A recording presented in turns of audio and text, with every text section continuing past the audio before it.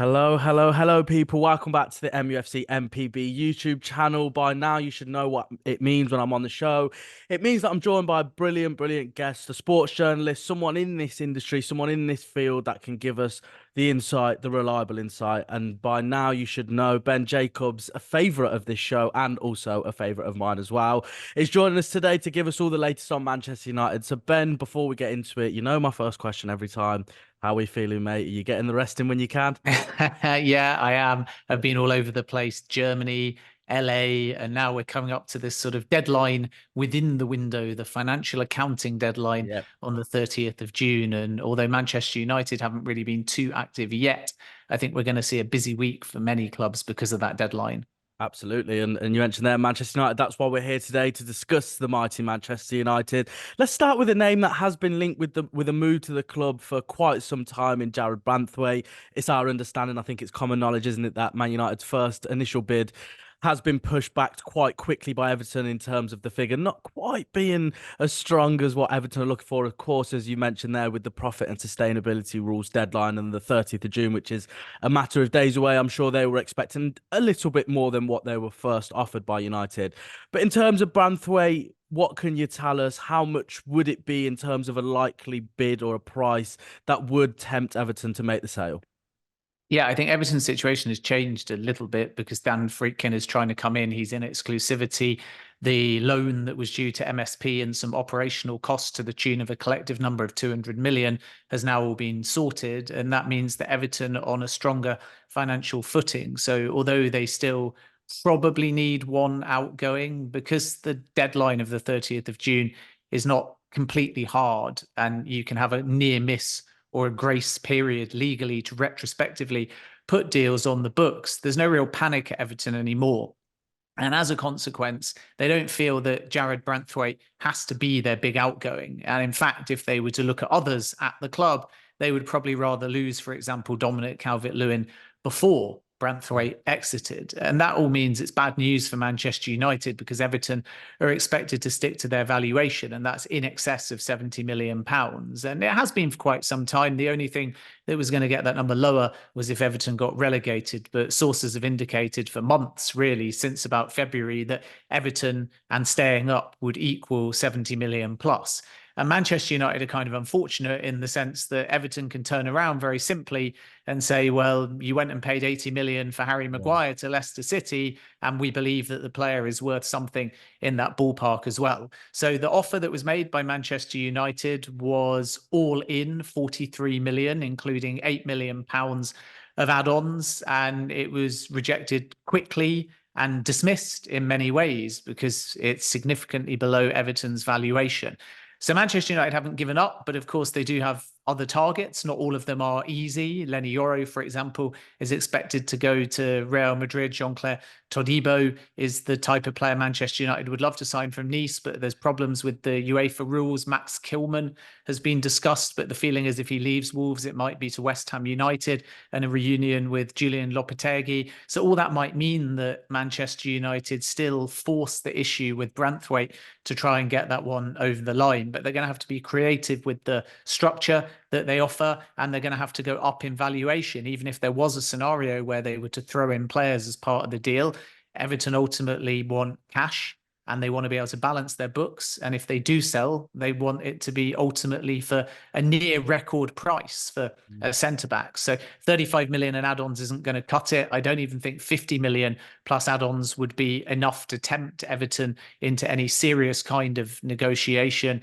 So this is really about whether or not Manchester United under Ratcliffe are prepared to pay above the odds, that so-called Manchester United tax on deals that the Glazers and John Murtough often got stung for, but when they really wanted a player, they would proceed and they would pay more than they wanted to. Rasmus Højlund is a good example, but they'd get their name. With Ratcliffe, he's a bit more dismissive of that approach. So it's the first real test to see whether he and his sporting team are prepared to walk away or whether they'll stump up the cash because Everton are in no mood to negotiate. Yeah, it's like you said, it's quite an interesting one, isn't it? Because I think Branthwaite, in terms of Sir Jim Ratcliffe and Ineos, he fits the mold and then some, doesn't he? A young player, an English/British player who understands the culture of Manchester United in this country in terms of the size and the magnitude. Mm. But then on the flip side, it is very similar and adjacent to what Manchester United have gone through before, as you alluded to there, in terms of the Man United tax. People know that Manchester United are desperate for players and have been for quite some time, so they always add a little bit more because at the end of the day, it's just the way that business goes, and you can understand from Everton's perspective, a little bit like Newcastle's perspective when it comes to Dan Ashworth. I know it's a very different situation, but in terms of sticking to their product, their asset, if you like, and Mm. allowing themselves to put themselves in the best position possible financially. So obviously we've talked a little bit there about the defence and who could potentially be a replacement for any of the exiting players like Varane. But in terms of the other end of the pitch, the forward line, Joshua Zirkzee is a player that's been heavily linked. You know, all the media outlets now are all in agreement at the very minimum that Manchester United have essentially, met that sort of trigger price tag, if you like, and it's up to now essentially Zirkzee to see if he wants to join Manchester United. Are your sources telling you something similar, Ben, or have you got something else to add to this one?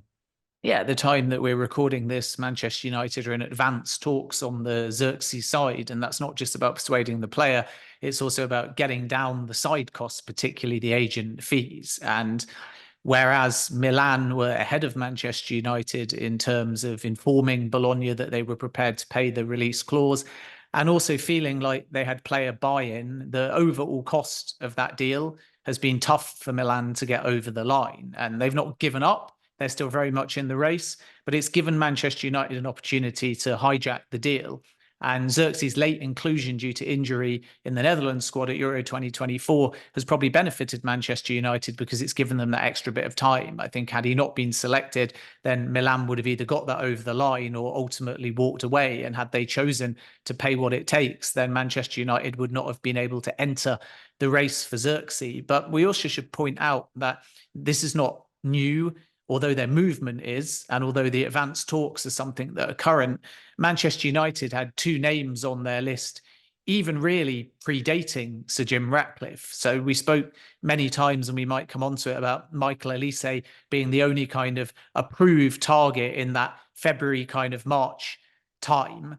And then, unfortunately, because he's a winger and Manchester United's priority is centre-back striker, they chose not to move, coupled with the fact that Bayern offered Champions League and paid the wage that Elise was looking for. So Manchester United felt in the end that they were wasting their time making any kind of formal approach or bid. But beyond Elise, there were two other names discussed: Benjamin Sesko and Joshua Zirkzee. And we know that Manchester United made a proposal for Sesko, who stayed at Leipzig, and now they're effectively advancing on Zirkzee, having thought about that from February onwards. So it's no real surprise that they're in the conversation. He's a striker in the Olivier Giroud mold, and that's partially why Milan want him, because Giroud's obviously gone and joined Los Angeles FC.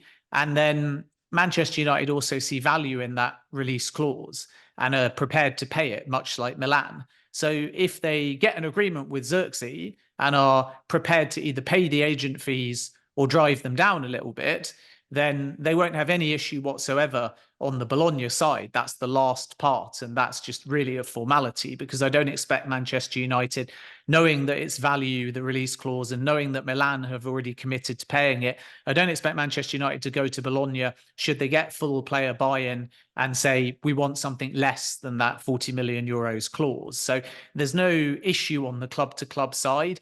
It's just about trying to drive down the cost of those agent fees, which has been the problem for Milan, and then getting the player to pivot, because he felt at one point, maybe a month ago, that he had one foot in the door at Milan. And then the deal just got delayed and delayed and delayed, as each aspect of it on the player side and the agent side wasn't quite finalized. And that's left the door ajar. So Manchester United feel that they can hijack this one, but it's a strange and difficult period of limbo in many ways, because they'll no doubt line up the financial side, and they'll no doubt feel that the overall cost eventually is affordable, even if the agent fees are high. But then they have to wait for Zirkzee, and Zirkzee's at the Euros. And therein is the paradox, that the thing that allowed them the window of opportunity to move is the Euros. And now as they advance things, the thing that is slowing it down is Zirkzee's decision. And that's because of the Euros. So this might not be one that resolves itself in a matter of hours or even days, because Zirkzee is predominantly focused on the Netherlands at this moment. And he knows that he's got two advanced suitors in Milan and Manchester United, and ultimately has to make up his mind. And if he makes up his mind, it might give the suitor a little bit more leeway to drive those agents' costs down, because as soon as Zirkzee definitively says, I want to go to either Manchester United or Milan, then it's a bit harder for the agent to pit the two against each other to try and make them pay the very high fees that are a big part of this. I mean, the overall fee for Zirkzee, if we convert it to English pounds, is somewhere in the region of 30 million quid. And the agent fees, to my knowledge, are in excess of 8 million. So that's a huge extra outlay that adds to the overall cost. So I don't think Manchester United walk away because of that. I think Manchester United walk away because Zirkzee perhaps still picks Milan. And that is ultimately what they're waiting to find out. Oh, Ben. I mean, look, Branthwaite is not at the Euros, but the price tag seems to be a stumbling block. Zirkzee is at the Euros, which means that his delay is going to happen for Manchester United in terms of going for him. All I ask is a simple deal with a player who just wants to join Manchester United for a relatively low cost. And one individual who potentially could fit that mold, hopefully, for Manchester United is PSG's Manuel Ugarte. Have I said that right? Ben, you're much better at pronunciation than I am, but I'll take that. But yeah, I mean, this individual, he has been linked quite heavily in the last couple of days with Manchester United. I think there has been some reports saying that they've had a bid already rejected from PSG. But I think one thing to factor in here, you know, if or not, whether or not, should I say, this comes into play, remains to be seen, of course. But it is my understanding that PSG and Manchester United do have quite strong relations. They're not at loggerheads in terms of, you know, trying to sort of, in lack of a better phrase, pull each other's pants down. But this player has, as I said, been linked with a move to Manchester United. I don't think he's been at PSG for that long. I think it's only been a season. So in terms of this, what could you tell us, and how much money do you think PSG would demand for this transfer? Yeah, there was a big saga between Chelsea and PSG to sign Ugarte. And as you rightly say, he's only been there since summer 2023, but hasn't necessarily fitted in. And the thing about PSG is that they're looking for another midfielder in that mold, which might ultimately mean that his exit helps facilitate someone else coming in. I don't think it will be a Bruno Guimaraes type player, because PSG have called on that and Guimaraes' release clause has expired. So that doesn't preclude anybody coming and making an offer. But PSG sources have always steered me away from him. But you've got João Neves and Morten Humeland, the latter, who scored an absolute screamer, a driving rocket of a shot low into the corner against England. And that naturally has had people speak of him once again as potentially moving this summer.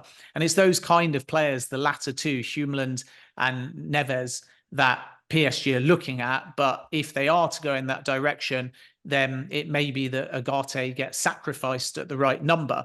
And this is where there's a window of opportunity. And I would describe this deal as value if PSG accept an offer at somewhere in the region of 45 or 50 million pounds, which might sound like a lot, but the value of the player when they signed him was more in the region of 80 million euros, which is around 70 million quid. So actually, value-wise, Ugarte is somebody that I think clubs may go for at that number, even though it's ultimately a lot of money. It's more than Zirkzee. And no doubt some Manchester United fans will say, well, hang on a minute, why would we put 50 million towards Ugarte instead of that money towards Branthwaite? And this is the kind of consideration that the club will have. But midfield could be a real priority for Manchester United. I know I said earlier centre-back and striker, but because the future of Casemiro, potentially Christian Eriksen, it's not unthinkable even at the right number that Scott McTominay could be sold, even though he was excellent for Manchester United last season. So suddenly then you think, well, we do desperately need another midfielder, even though Kobbie Mainoo's broken onto the scene and has been fantastic. And as a result of that, Ugarte's come into the conversation. Now, regarding what happened in the last 24 hours, Manchester United sources and PSG sources have got two completely different sides to this. So Manchester United say they held informal discussions over Ugarte, they didn't make a bid, and several players were discussed. And we'll come on to the several part in just a moment. PSG sources are adamant that Manchester United made a bid, verbal at least, and it was rejected quickly because the Manchester United valuation was miles below their own. And the valuation I have at the PSG end from sources is in and around that 60 million euros mark. And the Manchester United offer was around half that, according to PSG sources. So there's a big gulf in valuation. And it's kind of difficult when you cover these stories because very often when bids get made and then they're rejected, they're denied by one side, if not both sides. And it's even easier to do if they were verbal or if they were informal. But my understanding from presenting both sides, putting scrutiny on both sides and going to both sides is that a bid of sorts was indeed made and rejected, as opposed to no bid. And I think it's neater for Manchester United to downplay it at this stage unless they go higher in their valuation or they advance things. So, like I say, I've presented both sides, I've gone to both sides, and I believe and I've reported that the PSG side is correct and that Manchester United made at least a verbal offer and it was turned down. And it was significantly below PSG's valuation.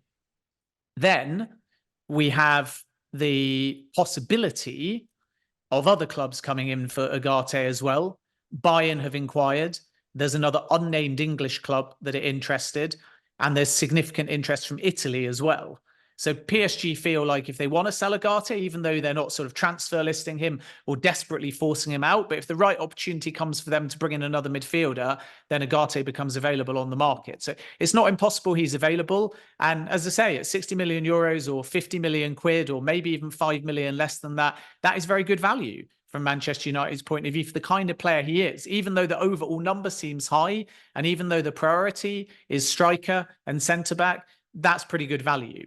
So Manchester United's position is that if they're going to do this type of deal, everything's collaborative. And they're working at the moment on looking to spend only around 80 million quid for two players and getting two quick players between now and pre-season, or certainly by the end of the first week of pre-season. And I suppose we saw this 12 months ago when Andre Onana and Mason Mount came in. Yeah. And then everything else is going to depend on the sale of Sancho, the sale of Greenwood, the sale of Casemiro, and so on, in order to raise the funds and balance the books. So if they move for Ugarte, then it might be Zirkzee, but they may have to put centre-back on the back burner, or vice versa. They may go Branthwaite plus Ugarte, but that's more than 80 million. And then how do you then get Zirkzee without selling somebody first? So this is the financial challenge that they're facing, and why there's a lot of moving parts as things stand.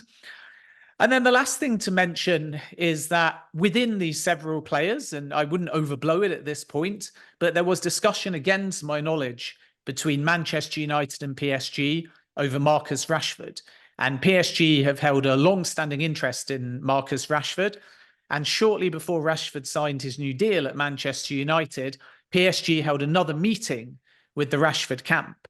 And in that meeting, they felt that they were being used for leverage so Rashford could go and complete his new long-term deal at Manchester United. And all indications are since that Rashford is committed to Manchester United and will be looking for a very stable pre-season, having missed out on the Euros squad, to respond by recapturing his form of not last season, but the season before. And let's not forget that was under Ten Hag as well. So the manager shouldn't be an issue as far as getting the best out of Marcus Rashford. But PSG feel that they need to keep across this, that they need to monitor the situation. And if it ever gets to the point, and again, I'm not overblowing this because I don't think we're there yet, but if it ever gets to the point where Rashford directly informs PSG that he's open to a move, then they will consider that. And that could be one to watch. And because, as you say, Manchester United and PSG have got a good relationship, PSG are very upfront with Manchester United. They're very respectful. They've said to Manchester United, look, we're not going to try and do anything behind your back. You know, we like the player, but there's also other priorities there for PSG at the moment. So it's in a dormant state. And only if Rashford was to go to Manchester United and go to PSG and say, even though I've signed this new deal, and even though I've said I'm committed to the project, I've changed my mind. Only if that happened would PSG move. Yeah. But they're still alert to the situation because their appreciation for Rashford hasn't gone away. They just don't want to waste their time or be used for any kind of game. And now that Rashford signed a new deal, the game part has been removed because there's not a new renewal at stake. He's well contracted.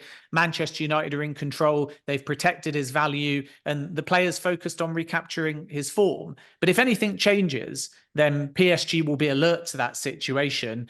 And I think that we need to keep an eye on the Rashford situation. It might not be this summer. It probably won't be a mid-season thing. So we might be pushing it into 2025 and beyond. But there will come a point at Manchester United where if Rashford has another indifferent season, it's not just about what Rashford wants anymore. It becomes about what Manchester United want, because if they think a young player with a lot of talent who's had 2 indifferent seasons, and again, we're speculating here because let's hope it's the opposite, but if he has 2 indifferent seasons, then suddenly it becomes, do Manchester United want to sell Rashford? Not just does someone want Rashford, or does Rashford want to leave? And this is why we need to keep a very distant at the moment eye on how things progress, because things in football can obviously change very quickly, and PSG are aware of that. Yeah, for sure. It's like you said there. I think you put it brilliantly in terms of Marcus Rashford. I think he's at a real crossroads in his career at the moment. Not in terms of his future, whether or not it lies elsewhere, but I just think in terms of a personal perspective, it's a huge season next season, is it, for Rashford? It's almost as if it's make or break. You know, I think it'd be so beneficial, of course, in so many ways for him to have a positive and a really, really good season in terms of output numbers, assists, goals, all that kind of thing. But as you say, if it is another difficult season, Manchester United could look to sell him potentially, because also another factor, and whether or not we like it, this is the world that we live in now within terms of football transfers, is of course he's an academy product. So if Manchester United were to sell him, it would be 100% profit, if you like, and it would be, of course, something that's welcome on the books. Just one final question in terms of any incomings, Ben, before we, change direction slightly, because I know we're running out of time here. The left back situation. Look, I think England fans now finally feel the pain of Manchester United fans in terms of having a very able left back who is just not available all the time. Of course, that's Luke Shaw, and I really, really wish from an England perspective he's back and back quickly, because they do really need him, don't they? Just like Manchester United need a left back. Of course, as we know, Tyrone Milicia didn't feature at all last season, and Luke Shaw's injury record is just simply not reliable enough to make him the first choice, or at least the only choice at Manchester United in that position. What have you heard in terms of Man United addressing this situation? Yeah, it's still the same as I said before, a young left back. And as I exclusively broke, Milos Kirkos is the name for Manchester United, for Chelsea. And more recently, I added to my story Arsenal as well. And I think those 3 clubs have been widely picked up as well. The challenge is persuading Bournemouth to sell. The player's not been there for long. And I think that what you'll find, as per Mikhailo Mudryk, when he was liking a bunch of Arsenal posts, even though he ended up joining Chelsea, he's in that mold, and he's dropped a few clues in terms of his social media interaction that he's either enjoying the speculation or he does want an exit from Bournemouth. We can't read too much into social media, but he definitely is happy to engage in speculation of him in another shirt. And at this stage, I think that it's fair to say you have Manchester United and Chelsea as the 2 more serious candidates, but let's see how Arsenal develop. My sense that may put Arsenal off is that, as per their interest in Joel Hatto, who's staying at Ajax, that's the kind of left-sided player that can go centre-back or left-back. And I think that Arsenal's profile is that versatility, and to kill 2 birds with 1 stone. Whereas Manchester United and Chelsea want an out-and-out left-back. And I think Kirkos has a lot of good numbers that go under the radar, because when people watch him, they see him as this energetic, dynamic player that darts forwards and loves to dribble. And that's all fine. But the defensive numbers are the ones that I'm actually more impressed by. He averages over 2 tackles per 90 minutes, which is a lot for a player in his position. He's a progressive passer. He keeps hold of the ball well. He's got good positional sense. He can press. He's fit. He's fast.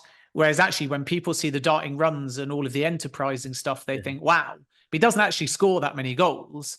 And he doesn't actually get that many assists, even though he's got a pretty wicked delivery on him. So all in, I think a club that signs Kirkus would be doing so because they think they can improve the attacking output in terms of the goal contributions. But he's just a very solid modern fullback with pretty impressive defensive qualities that sneak under the metrics radars, but show you that he doesn't really get exposed with one-on-ones, and he's pretty calm on the ball. And his decision-making and his positional sense is good. He's an intelligent footballer. And when you're intelligent, you've got pace and you've got room for improvement. You can understand why clubs would be very seriously looking. So to have any kind of chance, I'm told, as per my exclusive now weeks ago, and it's not changed to my knowledge, it's in excess of 35 million. That's the number that it's going to take to change Bournemouth's mind. And anything below that number, and they will reject. So we wait and see. I think from Chelsea's point of view, Marc Cucurella is growing into that role. And the advantage is he can play in an inverted role. And we know that Enzo Maresca will use one of his fullbacks in that capacity. And then ultimately there is still Ben Chilwell at Chelsea, and Levi Colwill can play on the left-hand side as well. So if Kirkus looks at Chelsea, he'd have to understand his game time. And when you consider that Ian Maatsen couldn't get a game and got to a Champions League final and went to Villa, Lewis Hall was popular and never really got a meaningful opportunity at Chelsea and went to Newcastle. And even then, they've still got enough left-sided players that if they bring in another left-sided player, how many games is he going to get? And I think Kirkus may feel that his pathway to minutes will be a little bit stronger at Manchester United compared to Chelsea. But at this stage, we're really just talking about internal discussions and scouting, none of which means a great deal in terms of getting excited about anything happening today or tomorrow. But after the Euros finishes, let's see whether either Manchester United, Chelsea, or potentially Arsenal makes a more concrete move. Yeah, like you said, I think the Euros is playing a big factor in a lot of this, of course. You know, the fact that players, and rightly so, are very focused on delivering for their national sides. I've just got two questions for you left, Ben. We'll try and fly through them very quickly. The penultimate question I have for you is in terms of the sales. You know, as you mentioned a little bit earlier, in terms of Sancho, Greenwood, even Casemiro being linked with a move to Saudi Arabia, who I know, and many people watching this know that you've got some very, very good contacts there. So what can you tell us in terms of the sales for Manchester United? I think it's going to be a very big and very imperative, if you like, factor in Manchester United's future, especially this summer. So what can you tell us about the sales, and who's closer to leaving than not closer, if that makes any sense? Yeah, I've been being buzzed for the last half an hour with various sources, particularly on the Saudi side. Apologies if I'm looking down at my phone time of year. So the situation with outgoings is as follows. First of all, with Casemiro, contrary to some reports, the Saudi interest is still there, but it's about persuading the player. And this is not a deal that I expect Saudi deal makers to do with Manchester United first. I think they go to Casemiro's side, they try and get buy-in. If they get buy-in, then they come to Manchester United. And the deal makers know from John Murtaugh's time that there's a possibility of a sale, but it obviously will require a fee that suits Manchester United. And that number will not be as big as some have reported. So a bit like we were saying before with Manchester United tax, the Saudi deal makers are also adamant that whereas they may pay high on the player side, they're trying to avoid paying astronomical fees to clubs. And there'll be a few exceptions, like if they get Mo Salah in 2025, or if they make an offer this summer for Kevin De Bruyne. But Casemiro, with his age and his profile, will not fall into that category. So Saudi deal makers, if they move, would be looking at 35 to 40 million euros plus add-ons. So maybe the total package is 50 million euros or more, but it's not going to be that 70, 80, 90, 100 million euros type bracket that some people have suggested. But still good money for Manchester United, and it gets Casemiro off the wage bill, which is equally as important. The same for Rafa Varane. He left on a free transfer, but very beneficial for the books because you're getting rid of one of the big earners, and then you might be able to replace him with somebody that earns a little bit less money. And still with Casemiro, we're looking at Al Hilal and Al Nassr. So a move, should one happen, is highly likely to be in Riyadh. If that changes, then we're more likely to keep half an eye on Al Qadsiya, who have just signed Nacho from Real Madrid. They've got a little bit of budget because they're owned by Aramco. They're not as heavily reliant upon central funds because they can basically spend their own money. But I think the feeling is this would be a central deal, and it's likely to be one of the PIF clubs if anything materializes. So that's just about persuading Casemiro. Then it's not unthinkable that Aaron Wan-Bissaka departs as well. There was an offer from Al Nassr for him in January, but the player didn't want to go and Manchester United didn't want to sell. At this point, they may be prepared to sanction that outgoing. We've already mentioned Christian Eriksen, Scott McTominay, even Harry Maguire. And, you know, with Maguire and with McTominay, pretty integral to Manchester United last season. And I think Maguire proved many of his critics wrong and won over the fan base by the end of the season. So United realised that, and they're not desperate to ship either of them out. But if they get the right offer, then they'll be available. The West Ham interest in Maguire has cooled, to my knowledge. I know there were many reports that a deal was very close 12 months ago. And now we know that West Ham instead are trying for Max Kilman, the Wolves captain, and he's their number one priority at the moment. And there's no talks as things stand with Harry Maguire. I've seen some vague suggestion of a return to Leicester. That's also not my understanding. It's impossible for Leicester. They need sales and they need players on relatively economical Premier League wage packets, and Harry Maguire doesn't fall into that category. So there's nothing in that at the moment. So there's nothing close with a Maguire exit, but obviously because he's been injured and hasn't made the Euros, it may be that suitors feel that if they are interested, particularly the ones that want to spend after the financial deadline, they can approach Maguire now because he's not busy on England duty, which was obviously the expectation before he picked up that injury. And then the two priorities of sales for Manchester United to kind of fund the window remain Jadon Sancho and Mason Greenwood. And Manchester United are looking for 80 million or more for both of them collectively.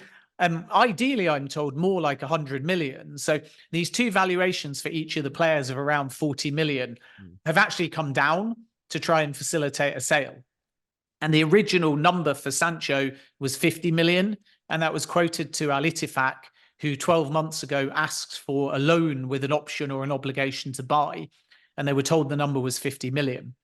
Now Manchester United have come down to 40 million, but if they can get 50 million, even better. And Greenwood's exactly the same. 50 million is the dream price. 40 million is the number they might settle for. But they want a minimum of 80 million and ideally closer to 100 million for both of those players. With Greenwood, the likelihood is that there will be an offer tabled from Italy.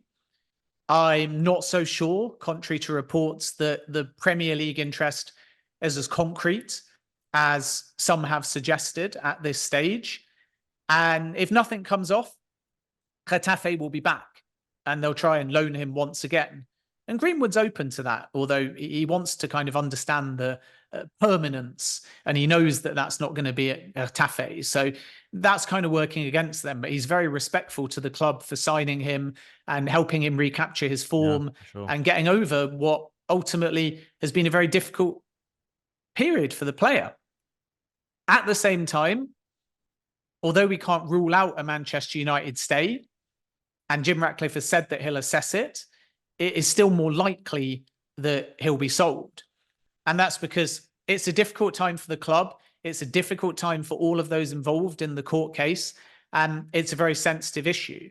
And all sides have to be considered to find something that suits all parties. And the feeling still is that even if Manchester United, like Greenwood, the footballer, there will still be opposition from within the club to bring him back. And if they are to bring him back, this isn't just a football decision. This has to be discussed with all stakeholders within the club and at board level to determine whether that's the right decision. So we have to be respectful of that process. And no door has been shut yet, but it is still far more likely that Greenwood is sold, especially when you add the fact that Manchester United want those finances. With Sancho, it's very difficult for Dortmund at the moment. I know that people will say, haven't they got loads of money? They've qualified for the Champions League. They got to the Champions League final. They sold Jude Bellingham to Real Madrid. How on earth can they not find 40 million, especially in light of the fact they've lost out to Aston Villa on Ian Maatsen? So that's 35 odd million that they were looking to pay. And he was higher on their list of priorities than Sancho. So when people read that Dortmund don't have the money, they must hear that and think Dortmund are nuts because the incomings are up here and the outgoings are way down there. But the reality of the situation is that Dortmund's model is not necessarily linked. So just because they've got the money, that doesn't mean that they budget to spend the money, because this is how they feel the club is sustainable. So their model is quite rigid, and getting transfer fee money in doesn't automatically equal being able to spend it, because they invest it into other parts of the business, or they save it to ensure that they're a sustainable football club. And that's where their budget is tight. And when they factor in the money that they've paid for Sancho, which is extra because some of the add-ons have been met by going far in the Champions League, plus his wages, plus that 40 million, it's not currently in their budget. So Dortmund are no longer front runners for Jadon Sancho, which means now Manchester United have to look elsewhere. So wait and see what happens there. I don't think that these things, Greenwood and Sancho, are going to resolve themselves in a matter of days.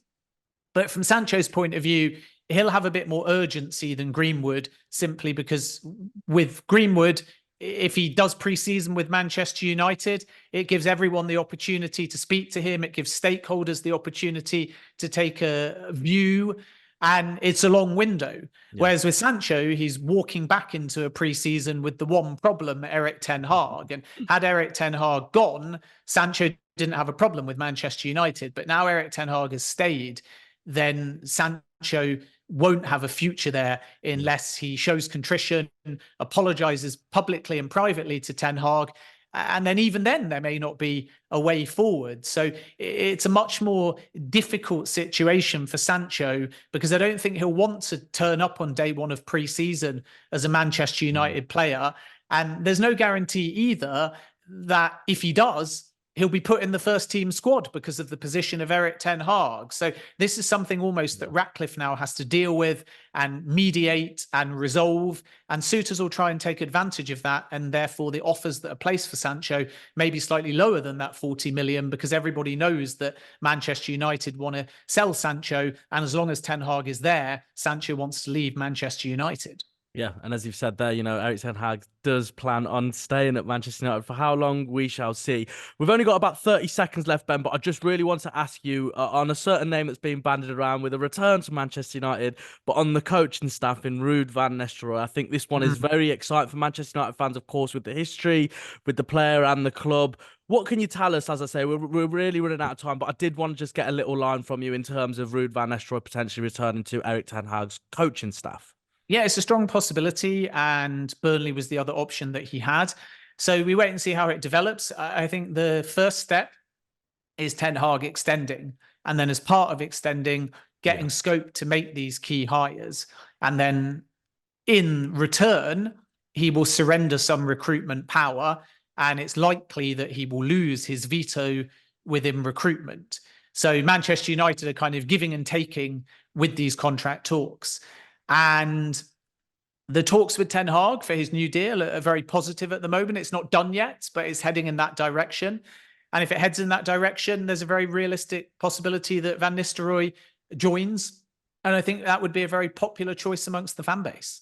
Yeah, absolutely. It's certainly one. If only we could roll back the years and get him up front, that would be ideal as well. But Ben, thank you so much as always. You're absolutely brilliant at what you do, and we really appreciate from the MPB community, the YouTube channel, also the Twitter, everything. We really appreciate your time and giving us all the latest on Manchester United. So thank you so much, and as always, keep up the brilliant work, my friend.